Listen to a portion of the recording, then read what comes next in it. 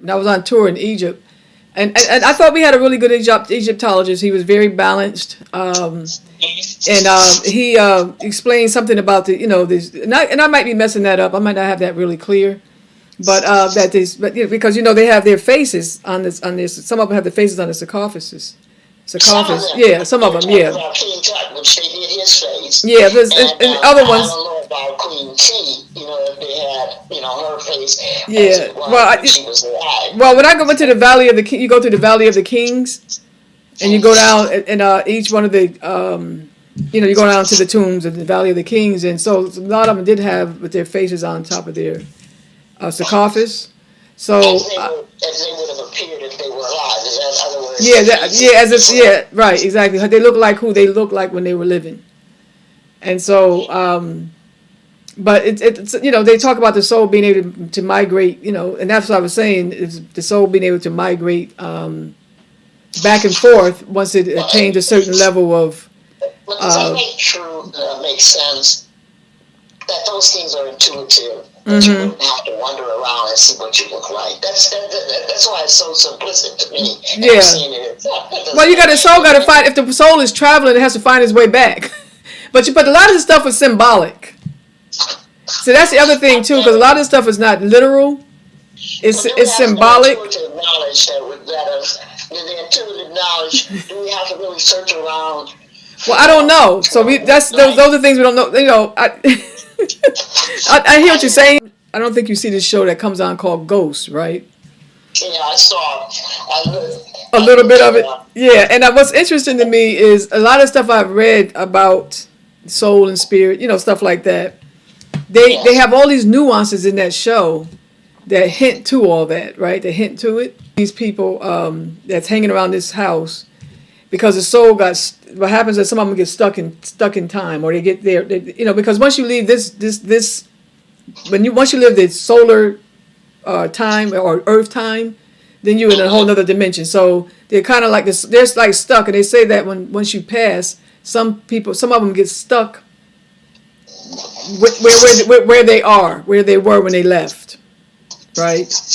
And so I understand that because they have this show they called excuse me for that on the phone. But my focus, is not on something like that, right? Like souls looking for their bodies. I wondered why they had their faces on the tomb, down their sarcophagus. That was always a question of. And he answered the question. First of all, they don't look pretty much that great. I mean, at one point in life, they looked a certain way.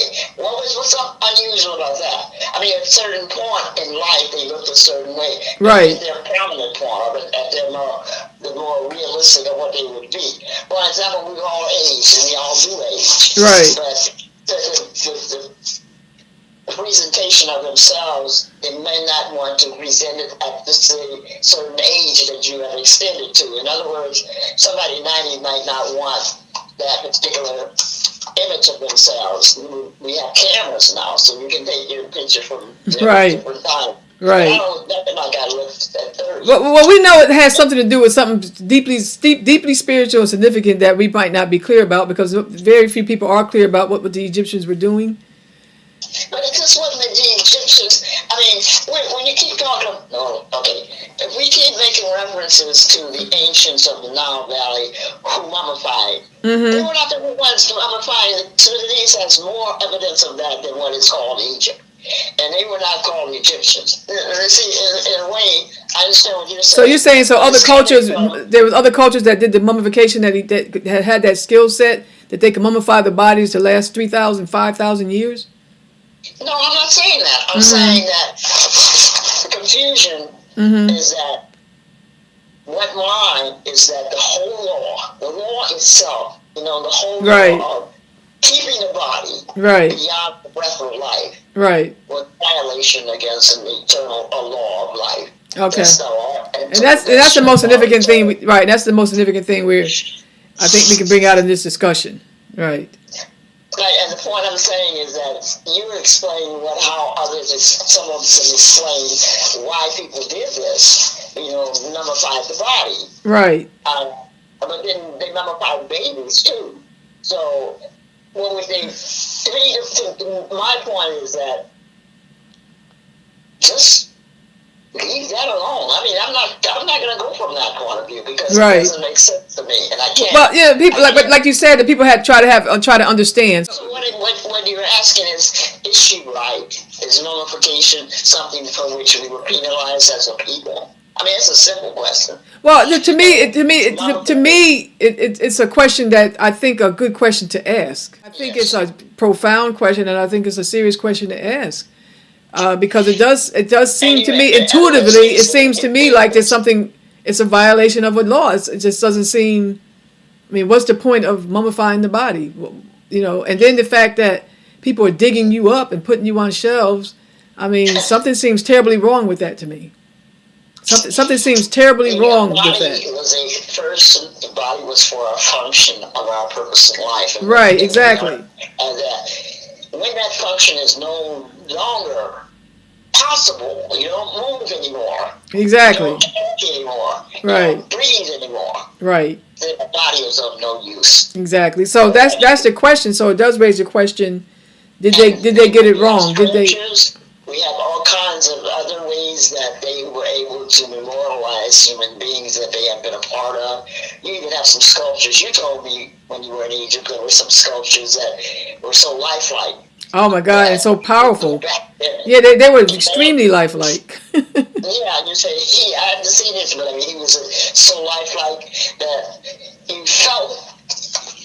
Yeah, because they had the Egyptians. I mean, I'm just talking about the stuff I've read. And they were saying that they because they even have it in the Old Testament. Moses, them be performing magic. I mean, I believe that they had discovered some things. Right? They went beyond what most of us understand and know. They have really discovered some things. And they did have these major priests. They had these major initiations and rites of passage for you to be able to, to attain eternal life. I believe they had some insights that most of us don't know because a lot of that knowledge and information was lost. Everything that we need to know about that eventually. I mean, however we find that information, it's already there. And a lot of it is already within us. We're spirits. Exactly. I'm not get any further. Coming from another different purpose. Right. When we talk about academia, when we talk about the studies of this and all of that, the reason that mine always seem to be on the other range, because there's not a whole lot of in-depth examination of why they mummify bodies. I mean, right. There's not any, I think, study that I know of the question being raised and someone coming and examining it. So we have nothing, I have nothing to offer beyond what I am. Right. Within the book and the questions that were raised and why they were raised. And they were very accurate because there's no way you can dispute that what is happening to the people I represent is happening and has happened since all our lives that we have been involved in.